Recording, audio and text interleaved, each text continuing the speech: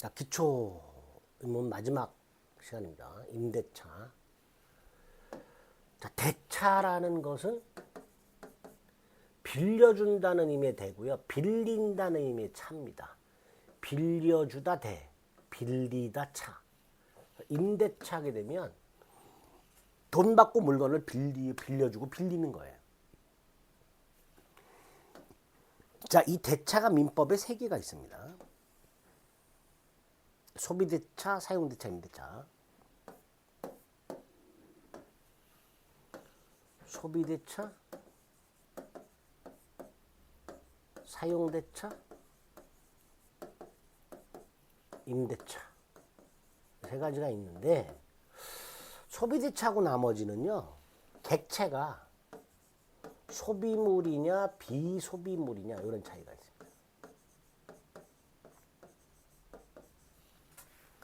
소비물이라는 게 뭐예요? 말 그대로 사용하면 없어지는 거죠. 그래서 소비대차 같은 경우에는요. 빌린 물건 자체로 소비하기 때문에 그 빌린 물건 자체를 반환할 수가 없고 동종료 물건으로 반환하도록 합니다.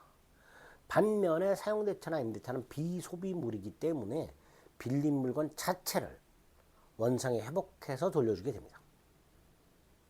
두 번째, 소비대차는 유상도 되고 무상도 돼요. 반면에 사용대차와 임대차는 무상이냐 유상이냐의 구별이에요. 사용대차는 무상이고요. 임대차는 유상입니다. 공짜로 빌려 쓰는 게 사용대차고요. 돈 주고 빌려 쓰는 게 임대차입니다.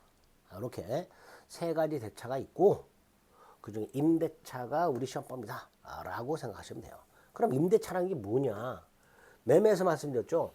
양당사자가 무엇을 약속하는가? 당사자 일방이 상대방에게 목적물을 사용, 수익하게 할 것. 이걸 약속하는 거야. 이게 임대인이야. 그럼 상대방은 차임을 지급할 것을 약속. 이게 임차인이에요. 그러니까 목적물을 사용 수익하게 할 것과 차임을 지급할 것. 이게 임대차의 목적이 되는 거예요. 목적물을 사용 수익하게 할 것을 약정하는 사람이 임대인이고요. 물건을 돈 받고 빌려주는 사람이 임대인이고 사용료 주겠다, 차임을 지급하겠다라고 약속하는 사람이 임차인이 되는 겁니다. 이게 임대차 계약의 뜻입니다. 대차는 말씀드렸고요. 한번 읽어보시고. 약속만 하니까 낙성계약이죠. 구두로 해도 되고 계약서 써도 되고 불교식이죠. 주고받죠. 유상이죠. 둘 다 채무가 생기죠. 쌍무죠. 그 다음 계속적 계약이죠. 언제부터 언제까지, 그죠? 계약 기간이 정해져 있는 경우, 언제부터 언제까지, 시기와 종기가 있는 계약. 이게 뭐예요? 계속적 계약이죠. 계속적 계약. 일시적 계약이 아니라 대표적인 계속적 계약이 됩니다. 그리고 임대차 계약을 하면요, 임차인에게 임차권이라는 권리가 생겨요. 근데 이 임차권은요, 임대인에게 사용 수익을 청구하는 권리예요. 야, 약속했으니까 네 물건 내가 사용하게 해달라라고 사용 수익을 청구하는 권리가 임차권입니다. 즉, 채권입니다. 물권이 아니라 채권이라고 제가 수없이 말씀드렸죠. 그래서 임대차 계약을 하게 되면 임차인에게 채권이 생기기 때문에 채권을 발생시키다 해서 채권 계약 이렇게 부르죠. 반드시 차임을 지급해야 됩니다. 반드시. 법에서 그렇게 해놨어요. 다만 그 차임은 돈에 한하진 않습니다. 금전이 아니어도 되고요. 목적물도 꼭 임대인 소유가 아니어도 됩니다. 나중에 보시겠지만 전대라는 게 있어요. 각 을이 가부터 물건을 빌려요. 그 빌린 물건을 병에게 재임대를 해. 재임대. 이게 전대예요. 가능해요. 그러니까 매매도 마찬가지고 임대차도 마찬가지고 목적물이 반드시 매도인이나 임대인 소유일 필요가 없습니다. 뭐 이런 특징들이 있다 생각하시면 되고요. 그 다음에 이제 기초과정에서 머릿속에 각인을 해야 될 중요한 개념이 하나 나옵니다. 좀 전에 임차권은 채권이라고 그랬죠. 채권은 특정한 채무자에게만 주장할 수 있잖아요. 제3자에게는 주장할 수 있는 힘 있다 없다? 없잖아요. 즉 대항력이 없다 그랬어요. 각과 을이 주택 임대차 계약을 했다. 을에게 주택 임차권이 있다.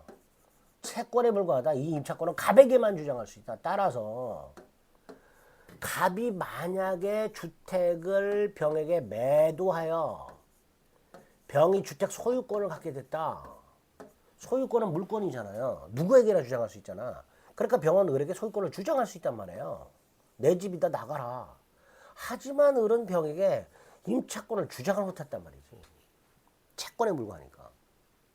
그래서 새 집주인이 나가라 그러면 나가야만 되는 그게 임차권의 운명이란 말이죠. 그래서 안 되겠다. 부동산 임차권만은 임차권은 채권이므로 원칙적으로 대항력이 없다. 즉 특정한 채무자에게만 주장할 수 있고 제3자에게는 주장을 못한다. 따라서 안 되겠다. 부동산 임차권만은 대항력을 부여하여 그 힘을 강화시킬 필요가 있더라. 그래서 나중에 주택임대차를 가면 민법에도 있긴 있지만 주택을 인도받고 주민등록을 하게 되면 다음날 대항력이 생기도록 하고 있더라.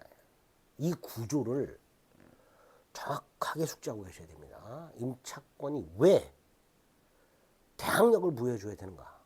채권이기 때문에 그렇다. 그걸 머릿속에 넣어두시기 바랍니다.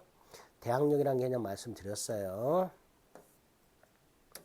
자, 임대차 계약은 어떻게 성립하는가? 당사자 목적 의사표시가 존재하고 그 내용이 일치하면 되죠. 그 내용이 뭐예요? 목적물에 대한 사용수익과 차임지급이잖아요. 그죠? 그 목적물은 비소비물이어야 된다 그랬습니다. 목적물이 소비물이라면 소비대차라 그랬습니다. 목적물은 부동산도 되고 동산도 되는데요. 농경지는 안 됩니다. 농지는요. 농지법이라는 법이 따로 있어요. 농지는 제외된다. 임대차는 물건 일부도 된다. 일부도 되겠지. 5층짜리 건물 한 동이 있는데 그중에 1층만 사용하게 해도 되지요. 또 임대인이 소유권 없어도 된다 그랬죠. 타인 물건도 얼마든지 임대차 계약의 목적으로 할 수가 있다 그랬습니다. 이런 것들이 기본적인 특징이 되는 거예요.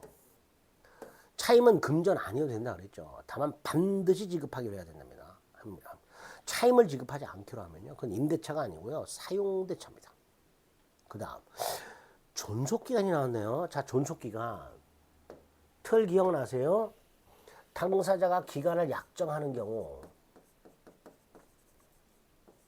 약정하지 않는 경우, 약정하는 경우에는 최단기간을 지켜야 되는지 최장을 지켜야 되는지 문제가 생긴다 그랬고, 기간을 약정하지 않으면 법정기간이 있는 경우가 있다 그랬고, 계약관계를 일방적으로 소멸시킬 수 있는 경우 두 갈래로 간다 그랬죠.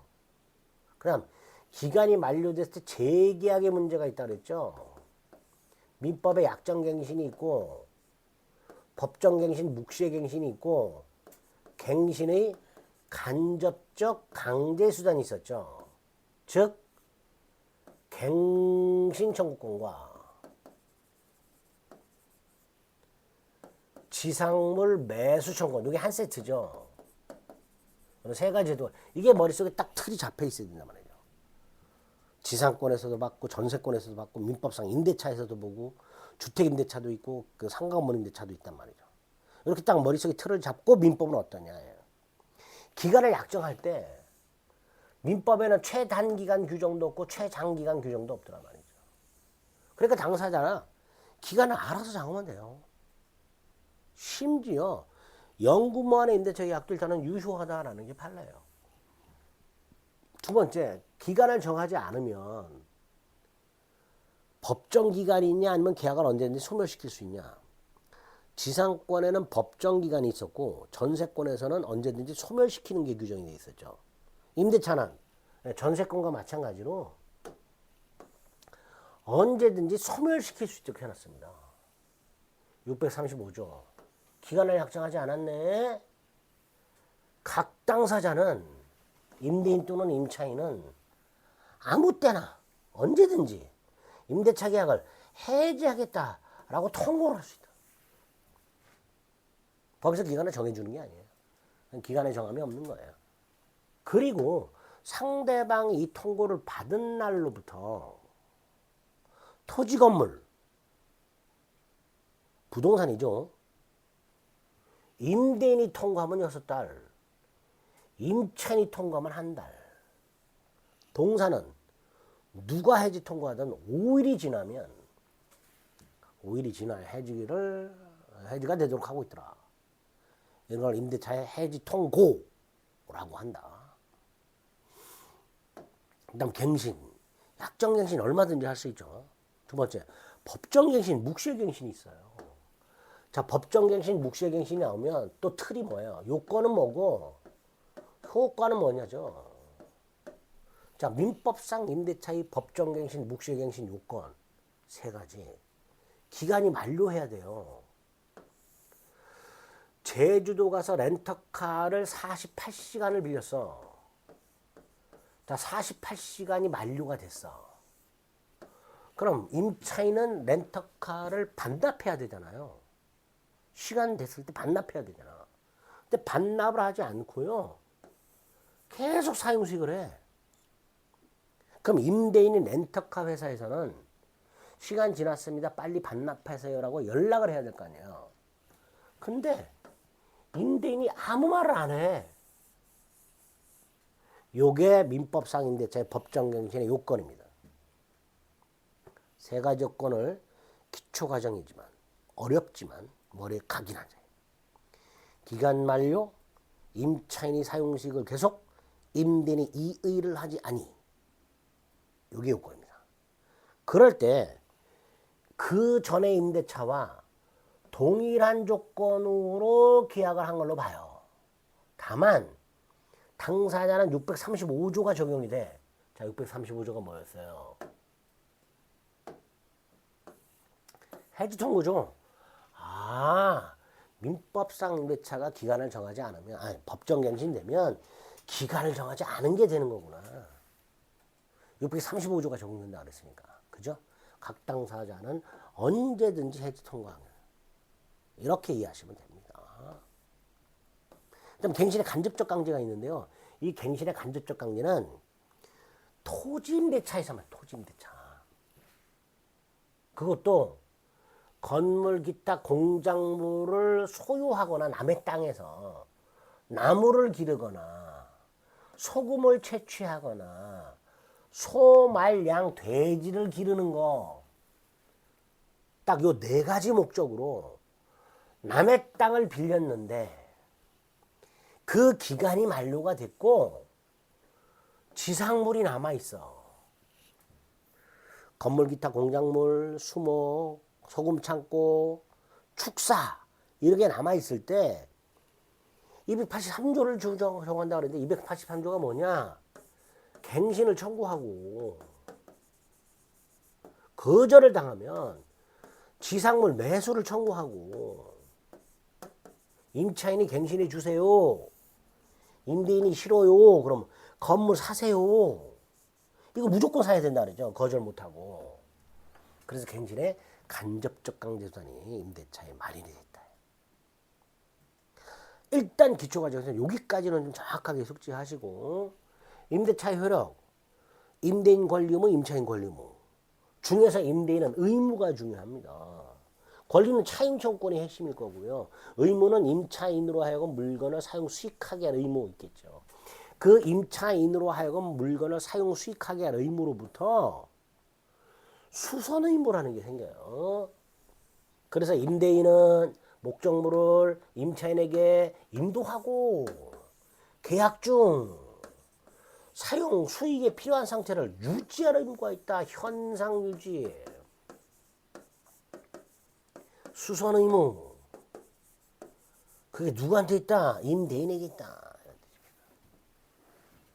임차인의 권리, 임차권 있죠. 기본이죠. 또 목적물에 지출한 비용상환 청구권이라는 게 있습니다. 비용상환.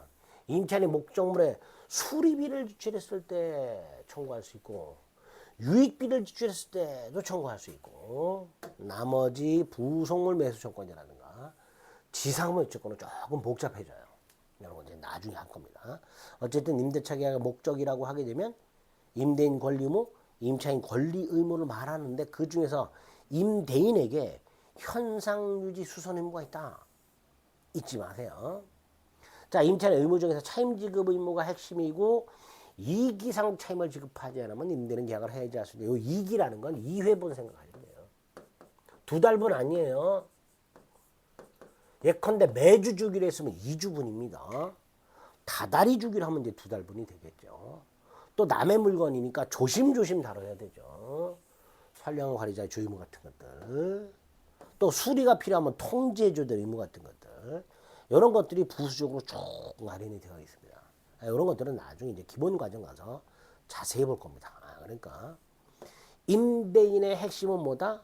현상유지 수선 의무. 임차인의 핵심은 뭐다? 권리.